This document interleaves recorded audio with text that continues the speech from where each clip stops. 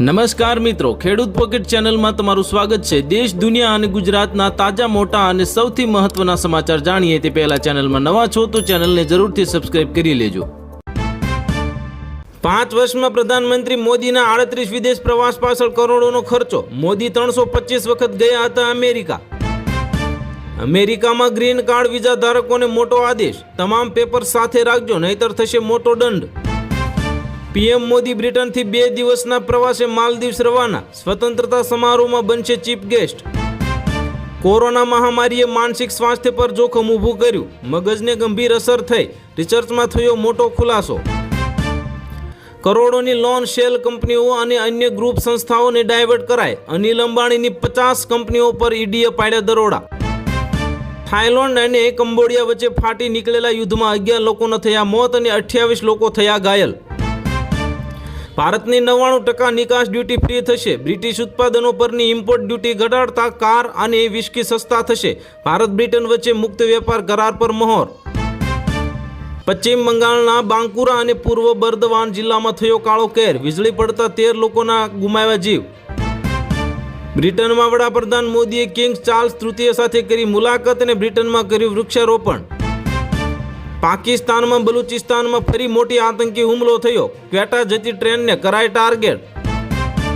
ભાષા વિવાદ વચ્ચે રાહુલ ગાંધીનું સ્ફોટક નિવેદન, કહ્યું કે ભારતમાં અંગ્રેજી સૌથી શક્તિશાળી ભાષા। ખેડૂતોના હિતમાં કેન્દ્ર સરકારનો નિર્ણય, નકલી જંતુનાશક દવા વેચનારા સામે કેન્દ્રીય કૃષિ મંત્રી શિવરાજસિંહ ચૌહાણે કડક કાર્યવાહીનો આપ્યો આદેશ। WWE સુપરસ્ટાર હલ્ક હોગનનું નિધન, 31 વર્ષની ઉંમરે આવ્યો કાર્ડિયાક એરેસ્ટ।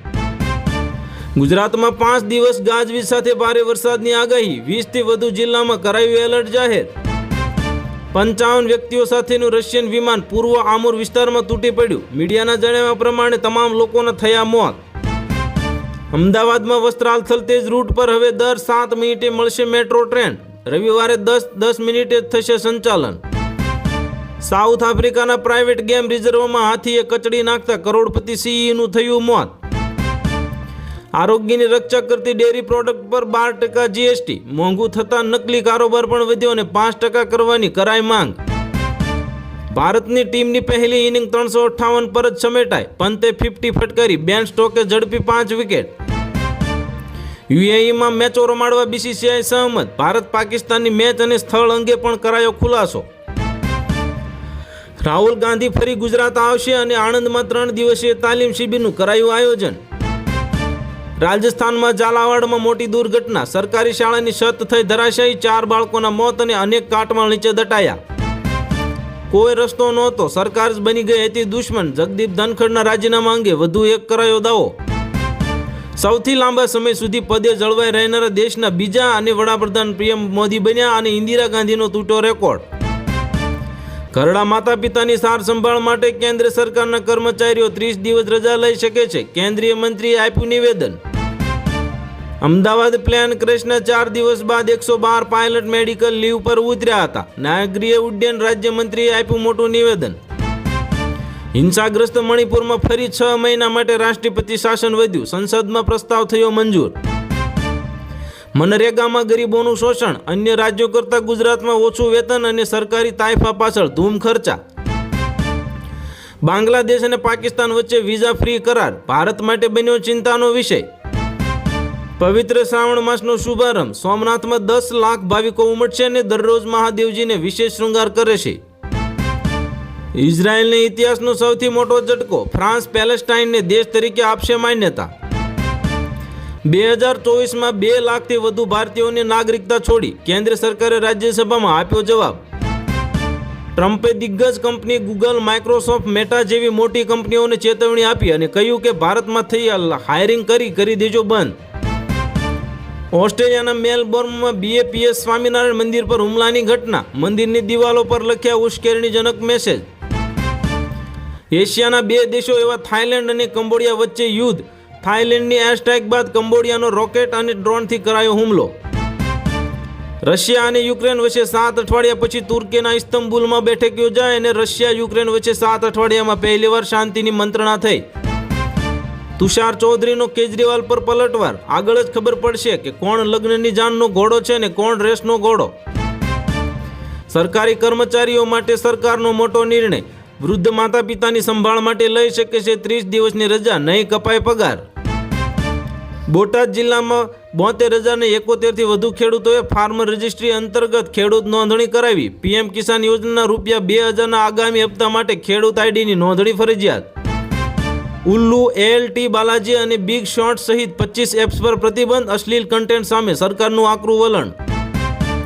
હવે HIV ટેસ્ટ વગર નહીં થાય લગ્ન અને ભારતની મેઘાલય રાજ્યની સરકારની મોટો નિર્ણય લેવાની તૈયારી. ગુજરાત સરકારે 185 પાકિસ્તાની લોકોને CAA હેઠળ ભારતની આપી નાગરિકતા. જો વધુ 30 બેઠકો મળી હોત તો દેશમાં કોંગ્રેસની સરકાર હોત. OBC સંમેલનમાં મલ્લિકાર્જુન ખડગેના PM મોદી પર આકરા પ્રહારો.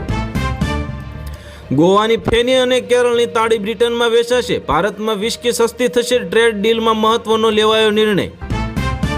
મહારાષ્ટ્રમાં ભાષા વિવાદ વકર્યો. હું મરાઠી નહીં બોલું એવું નહીં ચાલે. મહારાષ્ટ્રમાં ઠાકરે બાદ અજીત પવારે આપી ચીમકી.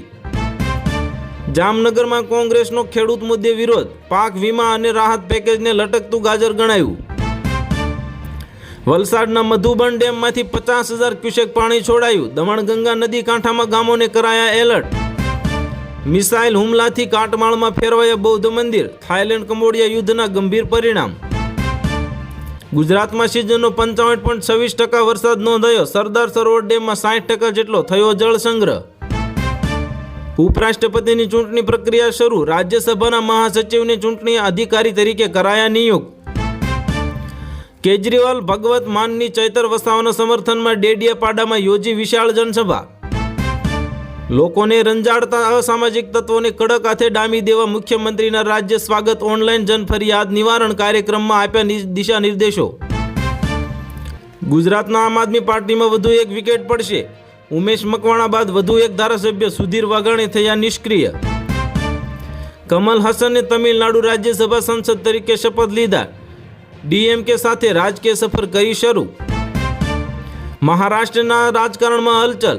CM દેવેન્દ્ર ફડણવીસ અને અમિત શાહ વચ્ચે ગુપ્ત બેઠક. અમુક મંત્રીઓની જશે ખુરશી. તો હાલ માટે આટલું જ. મળીશું નવી અપડેટ સાથે. જો તમને અમારા વિડીયો પસંદ આવતા હોય તો વિડીયોને લાઇક કરી દેજો અને ચેનલને સબસ્ક્રાઇબ કરી દેજો.